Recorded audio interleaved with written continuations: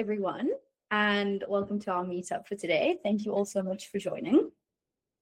Today, Jason and I are going to be discussing redefining customer segmentation models.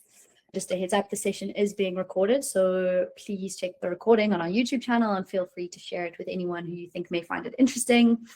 If you do have any questions, please paste your questions in the Q&A or the chat, or if you would prefer, please raise your hand to be made a contributor. We will be leaving a few minutes at the end of the session, about 10 minutes for discussion where you can ask your questions there, but if you would prefer, you can always just drop them in the chat.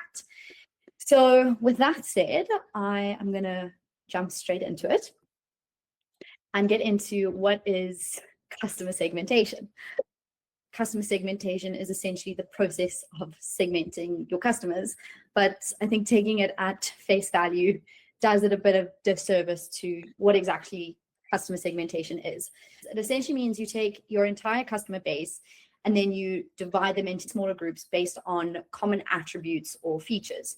So at a basic level, if we just take this customer base that you can see in front of us, let's say it's 1,000 people, and we can segment them based on a common attribute, which in this case would be their favorite color. So in this group, the people here, their favorite color is red, here's green, and here is yellow. As we'll get into it more later, we will unpack the aim and what exactly customer segmentation serves. It really does play an important role across a range of business layers, from product development, product design, improving your products and your services, to packaging, and also marketing and sales, how you place your products in front of the right people. For a little history about market segmentation, the concept of customer segmentation was formally introduced in about 1956 when Wendell R. Smith wrote a paper called Product Differentiation and Market Segmentation as Alternative Marketing Strategies, and he published this in 1956. Now, I do want to make a note here because his paper refers to market segmentation. And in some of the reading that I did for this discussion, I came across another paper that said market segmentation and customer segmentation are very different things.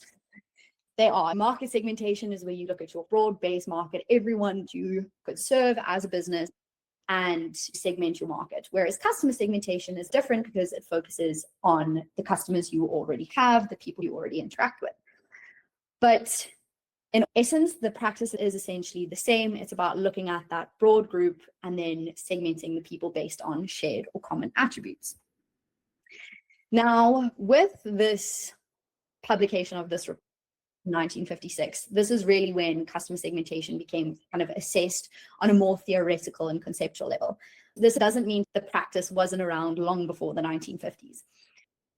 When I was reading, I came across a couple examples, and one of them was about 16th century retailers that operated outside of major metropolitan cities. And these retailers couldn't really afford to only serve one niche or one specific clientele. They had to kind of serve everyone.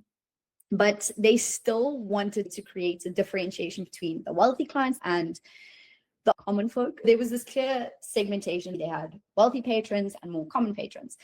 A simple technique they developed to service both of these segments entirely differently was they would open up a window onto the street where their common patrons could shop and purchase what they needed. So this essentially allowed the service of goods to an entirely different segment, and then their more wealthier segment could enter in through the store and shop inside. Another example is in the 1800s, German toy manufacturers also began to segment their market based on different geographic markets. So in London, for example, or for their British geographic market, sold these like London little omnibuses because that's what appealed to British children. Whereas in France, they developed these postal delivery van, toy tin type things. These are examples where customer segmentation has been around long before the 1950s, and it plays a huge role in strategy for many service providers and goods producers. Now, looking at the aim of customer segmentation, we have to ask, why do you want to segment your customers? The main reason is that if a company wants to design, market, sell, and serve someone effectively, they cannot do that for this mass average customer that customer simply does not exist. And as we've been told growing up, we're all individuals, we're all unique. Beyond just looking at ourselves as individuals, the pains, gains, preferences, and motivations we all have for using any good or service, whether it's a bank, a product like a cell phone, or the network provider you subscribe to, we all use them for very different reasons, and we all value and have different motivations for why we kind of interact with said service provider. But obviously, as a service provider to millions of people, it's difficult to sell to one person when you have millions of customers. Customer segmentation takes this broad group of people and segments them into more manageable groups based on shared attributes. And then from that, you can come to understand these smaller groups of people based on their pains, their gains, what value they add to the business. We'll get a little bit more into the different types of segmentation practices and approaches. But essentially what it allows is that a business can understand these groups of people a lot better rather than just looking at this mass average person.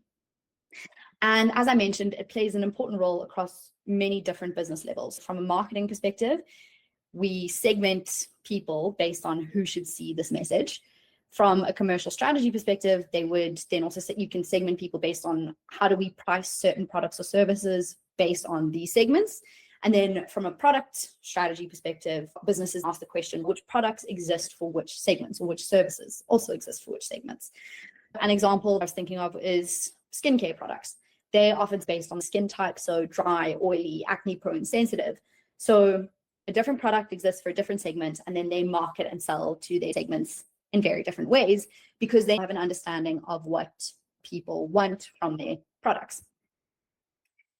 Now, it's important to note here that the value of customer segmentation comes from the fact that you have to have a strategic question that you want the segmentation practice to answer, or you want some sort of value from this practice.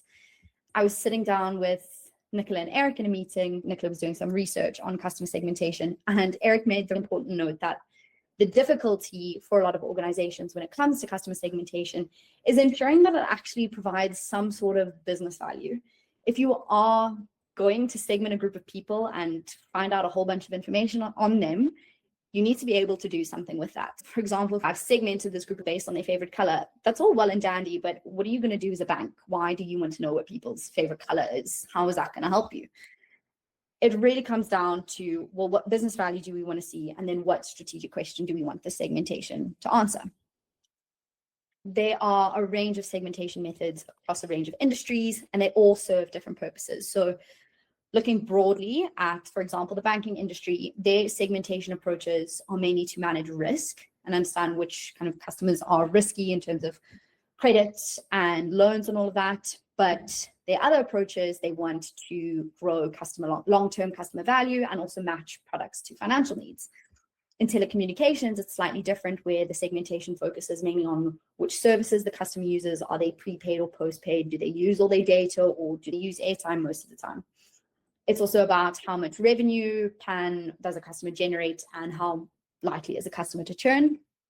And then lastly, looking at an industry like gaming, both online and casino land-based, I recently learned that their segmentation approaches mainly focus on preventing at-risk players, so players who are on the verge of developing poor habits when it comes to gaming. And their main aim is to prevent that from happening, but it's also their segmentation practices aim to keep players active and prevent drop-off. There are a range of segmentation methods that each industry can adopt. Some are industry specific and some are fairly general. A range of industries use them. I'm now going to unpack a few general ones.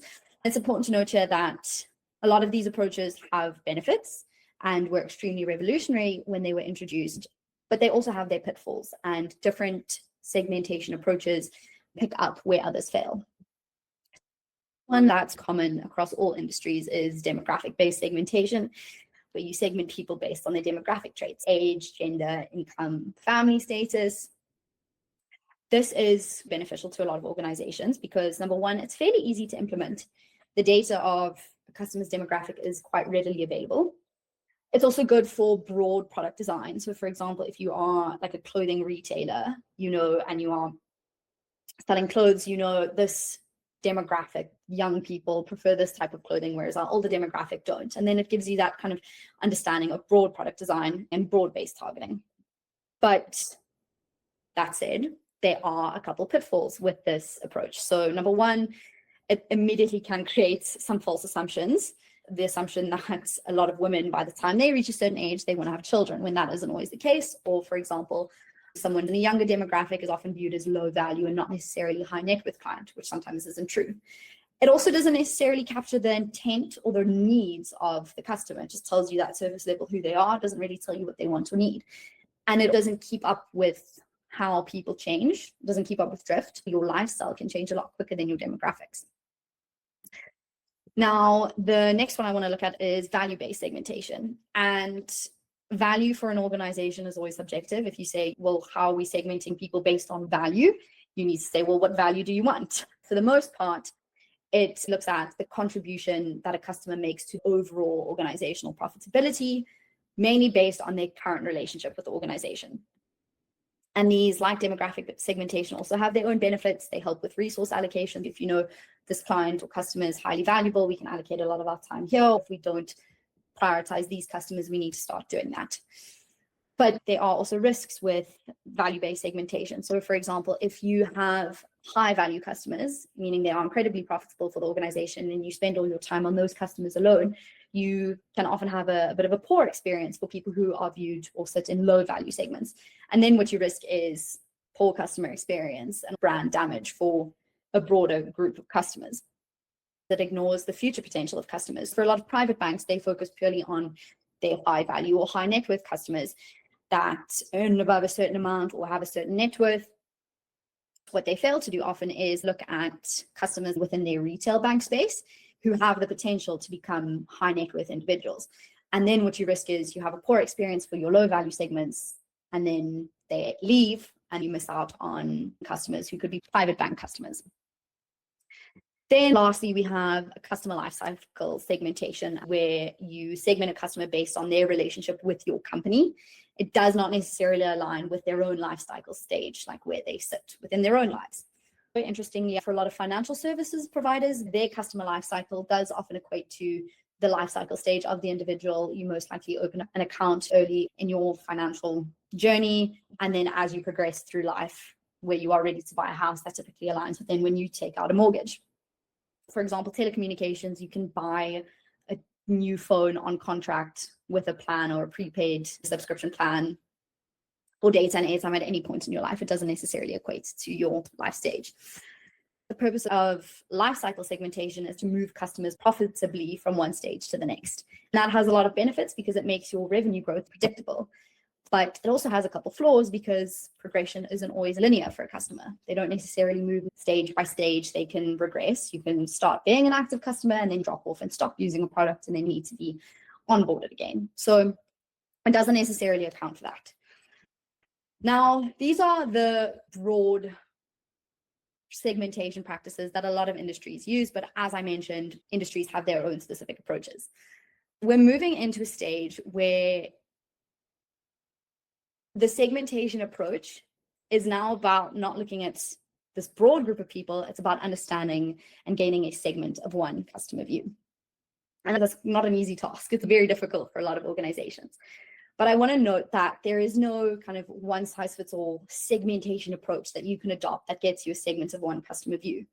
For nearly every organization in any industry, you win by using multiple segmentation methods. Some segmentations pick up where others lack, and it's about employing a combination of them all because they all serve a specific role within an organization and have their own value. Businesses can't afford to simply engage with customers on this broad-based level. They want individual treatment. They want to be seen as an individual, not mass average customer, and not mass average customer that sits in high value segment demographic young person. That's not how customers want to be treated anymore. Now, there are a few companies who have managed to achieve this kind of segment of one customer view, and we are going to get to those shortly. But what is common amongst all these businesses that have managed to achieve this segment of one view is that they've all augmented their current segmentation approaches. So their life cycle segmentation, value-based, demographic-based, they've augmented these approaches with the approach known as behavioral-based segmentation. And that is what we're going to be talking about now. I'm going to call on our behavioral analyst, Jessica, and interview her because she has a lot of experience in this space. Hopefully, we can walk away from this discussion with more insights about how behavioral-based segmentation gives you that segment of one customer view and augments your current approaches. So I'm going to ask Jessica to please tell us what exactly it means to segment a group of people by behavior and how they go beyond these traditional models of segmentation. Thanks, Maddie. I'm hoping I can live up to that very profound intro there. Behavioral-based segmentation is the process of grouping customers by more than just their demographics. While there are a number of different segmentation methods, a lot of them tend to rely on system information or various forms of demographics. Segmenting somebody by whether they're prepaid or contract is practically demographic. It's just like, doesn't tell you anything about who that person is, apart from the fact that they've made a choice about long-term commitment versus shorter term. Behavioral-based segmentation is not very new anymore, but it is still surprisingly underused.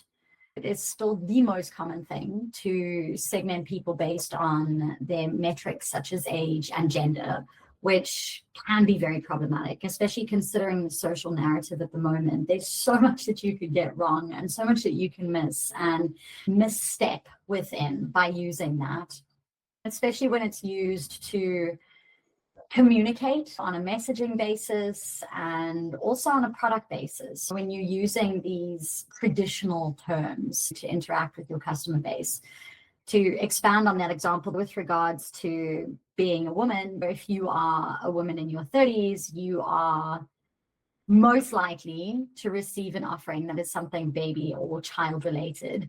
I mean, I've just recently come across an example where a man that may have looked like a lady in his picture received the same commentary. The point is, it's like, oh, okay, you are female, you are interested in something related to babies or children, which is really not the case. There are a lot of women choosing not to be mothers. There are a lot of women that face difficulties around being mothers, and it can be a really sensitive topic to engage with, and tends to serve, or at least underserve, the company's view with regards to how their customers see them. It's very traditional and outdated, and says that your company is not interested in anything other than what the popularized or common understanding is with regards to human society as a whole. And the fact that society is trying so hard to dramatically shift itself out of this current perspective, it's really something that's very important. And I think it's a lot more important than most people realize, that you need to look at how people behave. You need to look at the actions they take and try to ask why they make those certain actions without digging into too much personal information or data. We're not talking about using social media to try to figure out whether you want to sell somebody pink shirts versus yellow ones, scrolling through their Facebook to see if they wear more pink or yellow. Like, definitely not that, but more about their fundamental selves and how they interact with a company as a whole. And it really can mean the difference between somebody leaving and somebody staying with you because they believe that you are an excellent company or brand to communicate with. You look at something that's more than just the customer's paperwork. I mean, it's information that we fill in everywhere. It's just checkboxes that we have to do. A lot of the demographic categorizations are not necessarily ways that humans identify themselves. It's not like the first thing that you do when you meet somebody is go, "Hi, I'm a woman, I'm in my 30s. No. It's a very special number of people that would know that kind of information. And usually when they know that kind of information, they're not really going to be making choices based on that information. So it's almost like you want to get to a point as a company where you are communicating with that customer as a human entity and not just a list of numbers or a series of checkboxes. For example, you could look at how exactly do people spend, to use a banking example, or how exactly do people engage with their money? Are they relatively frivolous with it? Is it something that they are somewhat obsessive about? Is it well managed? Is it manicured? Is it not? What does this tell you about what they really are? And therefore, the types of products that you should be selling to them. Somebody could look good from a product perspective, but if they are spiraling to a point that you could pick up in their spending behaviors, that they're spiraling to a point where they're going to ask for a loan that they're not going to be able to pay back because they're asking for that loan for the wrong reasons. That's something you can gauge ahead of time and ultimately save two parties in an instance like that. You ensure that the company as the bank is protected, and you also make sure that the customer is protected.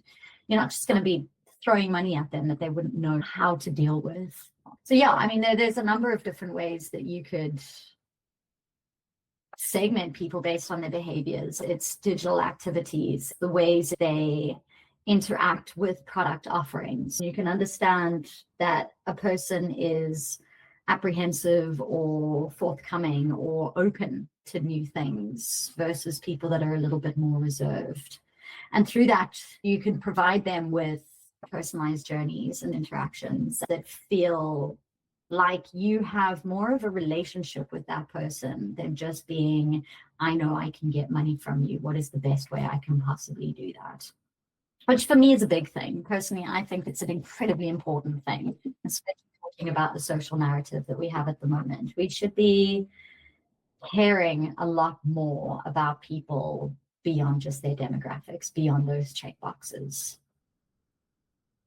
I really like that. I think those checkboxes, that practice is literally your kind of company. I know it's compliance, they need to do it, but it's literally quite saying, this is you, we're putting you in mass average customer, and that's how we're going to treat you.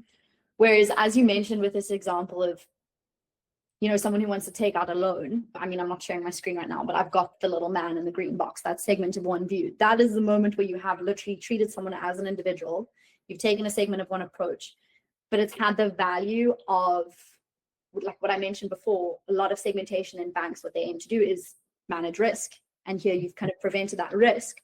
You've treated the customer as an individual and delivered value for them. You've placed them first, but still held up your own business, which I think is really important. Thank you for that. That was a really great overview of how exactly to move that step beyond just demographics and looking at who a person is. Companies or service providers who have done a really great job of using behavior and how exactly they found a way to take it a step further. If this behavioral-based segmentation approach is the way to go, how exactly can a business do that? Do you have some examples? You've mentioned banking, looking at spending behavior, but are there any others you could share with us? So other segmentation models? Yeah. From a banking perspective, there's definitely spend personality, which is very much about understanding how people spend, why they spend, and very much from a human behavioral perspective. And then there is also money personality, which determines the ways in which people interact with their money and their finances. So it's more than just financial literacy. It's more than just, they do what they're told to do. It's very much to do with how people save, the rhythms with which they save and invest, and alongside that, how they then spend. It's got very much to do with that money in, money out process and understandability. Yeah, I mean, something else that is particularly exciting from a behavioral perspective is looking at digital personality, which is a lot to do with how people interact on a digital platform. So, I mean, we've got a lot of information from, let's just think of a website example. You've got cookies, information that tells you what sorts of paths people take and journeys they take on websites. There's none of that really for companies' very own apps. It's quite valuable to understand the characteristics, or at least the nature of the people that have that app. Do you have a group of people that are, or at least can you segment people by understanding how apprehensive they are to take certain steps, or how explorative they are on an app. Do they spend a vast amount of time poking around just for fun, checking out this thing, checking out that thing? Let me play around with my banking app, or let me play around with my telco app, or let me poke through one of my retail apps that I've got, and how you can then use that information to derive an understanding of them that helps you provide the nudges or the interventions or the product offerings that fit within their expectations. So one of the examples that I like to use with regards to that is we have a number of personality frameworks themselves, and one personality type is the intentional. If you look at the intentional from a digital personality perspective, they would be the person that comes in and performs exactly what they want to perform, right? It's somebody who, from a banking app perspective, logs in, goes to their account, does the transfer, gets out. They don't want to know what else is out there. They don't want to poke around. Either they don't have the time for it, or they don't have the inclination towards it, but they'll just be in, they'll be out, and that's how they prefer it. Now, how do you sell to someone like that? It's incredibly hard, because all of your information is just there. It's on the app. Just go and check it out. Or it's on the very invasive pop-up that you get the second you log in. Now, if you're the kind of person who wants to get in, do your transaction, and get out, the worst possible time that you could make an offer is as they land or as they log in, because they're action-oriented individuals. You want to present it in such a way that it pops up as they've completed their action. Then you offer a piece of information now that they have the capacity for it, rather than just saying, okay, cool, it's all theirs. Provide them with a piece of information. They can either latch onto that if they want to or not. But now that the action they came in with has been performed, they have the mental capacity to think about it. And when they leave that platform, they retain that information. They keep it with them and they think about it. And when they come back the next time, they are more likely to look for that thing or interact with that offer or be engaged by it.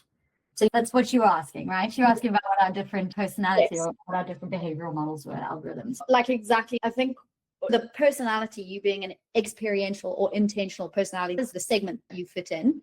The important thing here is how you've taken it beyond demographics. I can be an intentional explorer. I can have an intentional digital personality, but so can Rob. And I mean, Rob and I are obviously very different demographics, but we can behave the same, which is why it's so important to take it that step further. I particularly love this example of digital personality when you explore your app, because I do that all the time. I've deleted social media, so when I'm like in a habit of just looking at my phone, I just click on my banking app and I'll check my account, but it's the money that's the same. I haven't suddenly won R1 million. So, but what I like is that instead of receiving a recommendation that's checkboxed at a time when I'm not even going to look at my phone, let's say I'm looking to get a credit card and start developing a credit score and building my credit. I get that recommendation, but it's at a time where I'm not interested. Like, I'm not going to act on it. And then I've missed that information. I've missed something that's really useful to me. But if it fits in my personality type, because I fit in that segment and it's recommended to me in a way that works, the business can then deliver on that segment of one engagement. Yeah. And I think listening to you talk about spend personality and looking at the spend patterns, how people spend, I'm saying another example we mentioned before. We did a presentation last year about Spotify and how they stopped looking at basic demographic aspects of music. They took it a step further and looked at, okay, what is the kind of behavior of the listener, but what's also the I want to say the behavior of the music. So it's, how does it sound?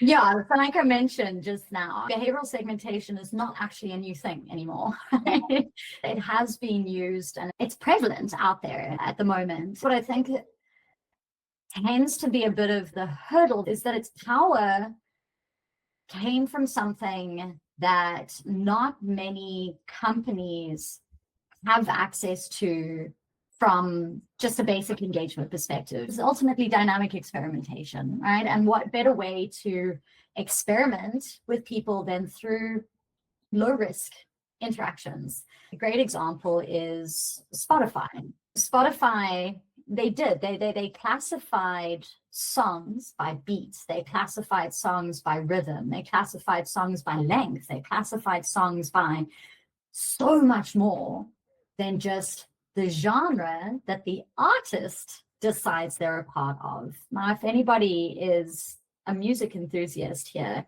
you guys will know that oftentimes you'll listen to a band and you'll go, oh yeah, no, I'm sure that's blues. And then they've categorized themselves as post-punk, bluesy, whatever. It's like, don't know if these guys are punk, but maybe they're like some sub genre. But yeah, the point is that even if you are a person that has classified themselves as very disinterested in pop music, it is still likely from a Spotify angle that you could be recommended a Taylor Swift song. I don't know her music very well, but one of my great friends is a major Taylor Swift enthusiast, and she reckons she is the best musician of our day and age, right? It is because she transcends a lot of these different genres. While she's classified as pop because of what you hear on the radio, not all of her songs are as such. And something like that would usually have been overlooked, you know? So you would never have been able to find this song that you absolutely love because you went, oh my gosh, you know, it's Taylor Swift, she's pop, I don't listen to pop. And what Spotify ultimately did was they found your listening personality. You know, they classified you by the ways in which you feel the music, are inspired by the music, and the ways in which you listen. Jay uses a great example, which is that everybody has an 80s playlist, you know. And so cool, Spotify is going to keep recommending 80s playlists to people. It's probably going to keep recommending 90s playlists to people. But the power then comes in as to when do you recommend that playlist. Now, if you can identify that somebody is more likely to listen to their 80s playlist, you don't necessarily discount demographic segmentation, but it can't be the only thing you use. So if you can identify that there are a group of 50-something-year-olds that listen to their 80s playlist at around about midnight on a Friday night, it's probably because they've had a couple of drinks and they're feeling nostalgic, and it's like, oh, let me listen to stuff I used to listen to in my youth in the good old days or whatever. And I mean, that's then where that power of that segmentation comes in, is that it is used in the right way, and it's used in conjunction with a number of different things. Netflix is a great example. They did for movies what Spotify did for music by creating these sub genres. I mean, I don't know if anybody has just sort of poked around on Netflix. Robert, I see your hand. You can say something about the Spotify thing before I move on to Netflix. Are you saying that if you've got an 80s playlist, you're going to drink on a Friday night? No. It's probably true. Probably true. If you've got an 80s playlist, you're probably going to drink in this nostalgic for the 80s. Either a Friday night or a Saturday night. 80s music is the best to dance to. I mean, it's plain and simple. It's like you can dance to it, you can sing to it, you can do all of it. There were only good vibes in the 80s, I reckon. According to Madison, some of us started work in the 60s and then had our youth in the 80s and still kicking it on in the 2025s. I'm never going to live that down, am I? I'm sure, Rob, your 80s playlist from when you were, what, 40 was great.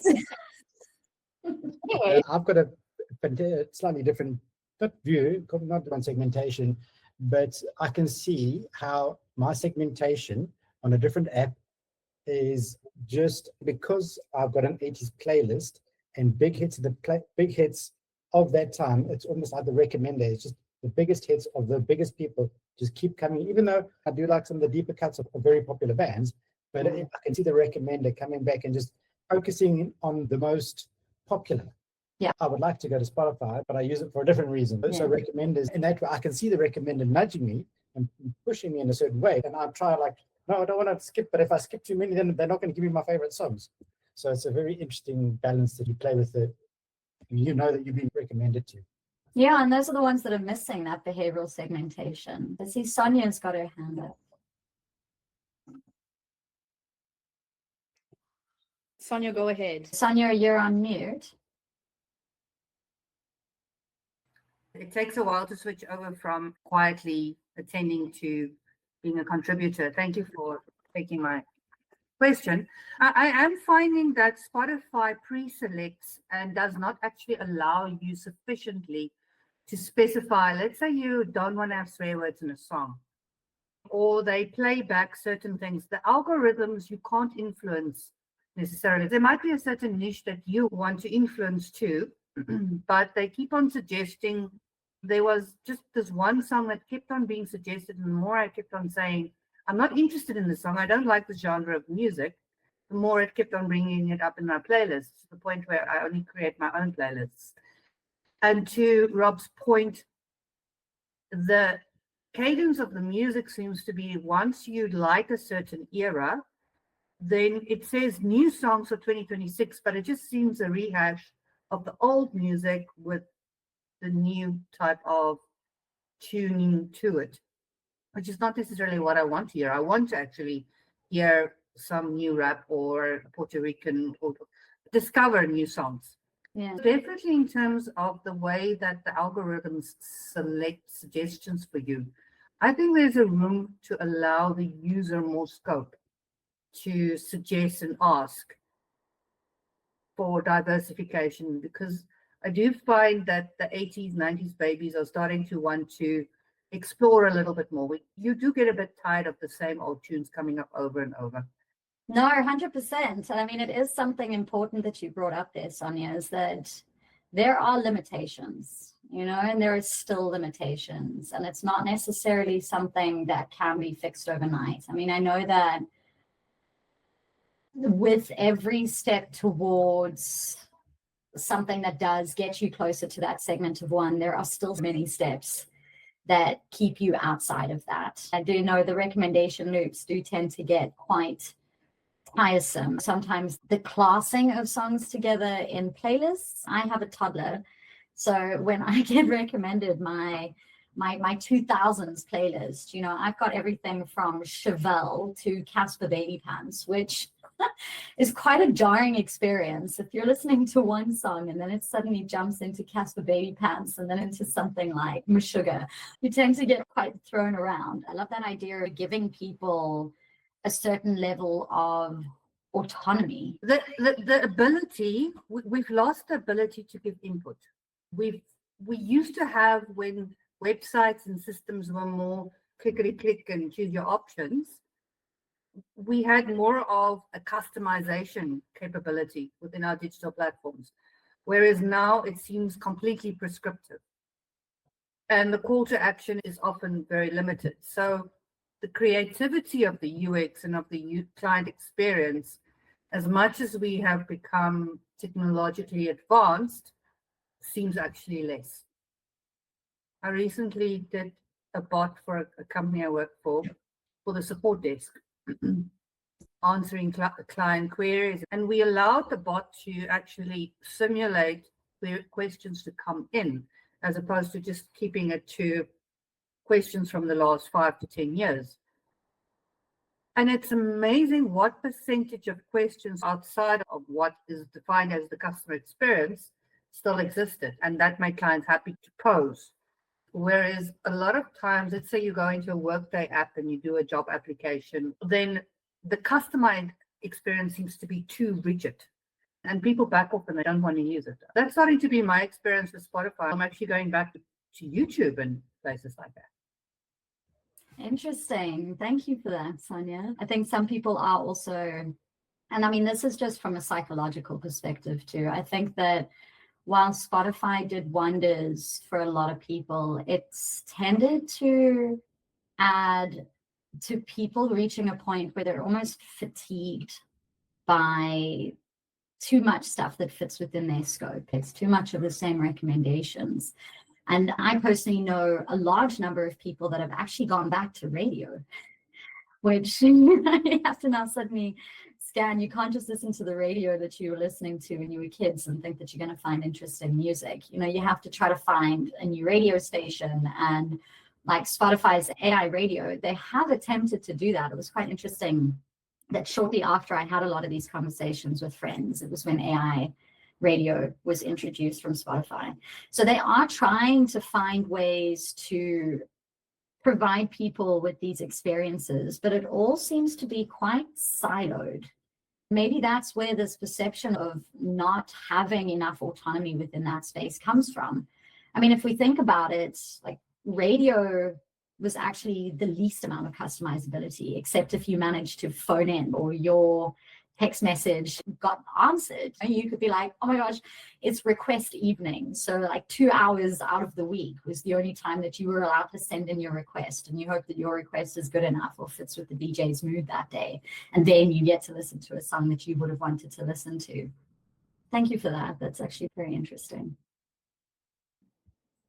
I think the one thing that I'm finding really interesting about Sonia wanting that space to customize, but then also wanting to explore, but then also wanting something personal. There's no one size fits all. We as customers want it all. That's the point that comes back to, you can't just have one segmentation approach. You have to use them all, because at certain stages, customers want different things. Looking at Spotify, there's a time of day where I want my playlists. I know the songs and they're my favorite songs. I want recommendations. I want kind of something new, but nothing too far from the familiar. I want to be able to take control and customize my own and do my own thing. And then also, I don't care, just put the radio on and let's see what's playing. We are individual and we change. So as a service provider, whether you are a bank or a telco or whatever you may be and whatever you may provide, you need to account for the fact that you have one customer who is constantly changing. You may segment them in a demographic that doesn't necessarily keep up with those changes, but something that we often talk about here, Jason, is personality drift. So you've been segmented as an intentional personality, but you change. You may become explorative or experiential at a different point. And I don't want to be boxed into this way back when intentional spender that I was a month ago. I want my bank or my telco or my music app to be able to keep up with that change. And I think it's a challenge, but there is technology and capabilities available that companies can do this. It's just a case of making it available to them, which is kind of what we do. Sonia, yes, we have 5 minutes before we wrap up, so please go ahead. Just an interesting point about what you just said. I've re-employed people a couple of times, and when they do the Myers-Briggs test, it changes. If our Myers-Briggs test changes, our wants and needs also change. Exactly. So that's actually something I'm so glad you brought up. It's one of the reasons why that lack of input or customizability is in place, because people will often sell themselves as something they are not. It's unintentional, right? It's because we will answer questions either in a way that we criticize ourselves the most, or the way that we think we should be, but not necessarily in the way that we actually are. If we bring this back to using behavioral segmentation, I think one of the reasons why it has been so difficult to bring something like behavioral-based segmentation, especially through dynamic experimentation, into spaces like banks and telcos is because of exactly that. How do you experiment but still keep yourself in a position where you are respecting this person in a very sensitive space? And also, how do you ask questions without necessarily taking those answers at face value? You can ask somebody, are you a good saver? And if they want to be a good saver, they will say yes. Often people are not going to be able to not lie on that. You know, it's more sort of a misdirection. But I think that that's also why, you know, if we think about how companies like this could actually achieve behavioral-based segmentation without doing all of that risky experimentation, without starting from scratch, without needing a full data science team and an analysis team and their own behavioral economist on board that can then analyze the results and define the experiments, you get an algorithm that helps you to lay the foundation, an algorithm that is designed on human behavioral understanding. So what is it from an anthropological perspective that defines the way that certain actions are performed And how do we find those groupings within people? It's as simple as some of the questions or some of the points that I was bringing up with Maddie now. It's like, how can you see that people perform certain actions in a certain way, but without asking them, and also without being invasive about it? You start from something that is pre-configured. You start from something that is based on human behavioral understanding. From there, you can then slowly but surely, after a while, begin to refine and see how those people are then fluctuating and changing, and you can narrow it down to eventually being the ultimate segment of one. Thank you for that, Jess. Thank you. I think this has been a really great discussion. I'm happy we could let it flow and see where it went. It's clear behavioral-based segmentation makes up for the many pitfalls of other segmentation methods. Thank you so much to everyone who joined, and thank you, Jess, for the insights. We are hosting another session after this. This one is going to be a little bit more technical. We're looking at building data pipelines that scale. So if you are interested in the technical details of how we do what we do, please feel free to join that session. We will see everyone next week. Thank you. Goodbye, everyone.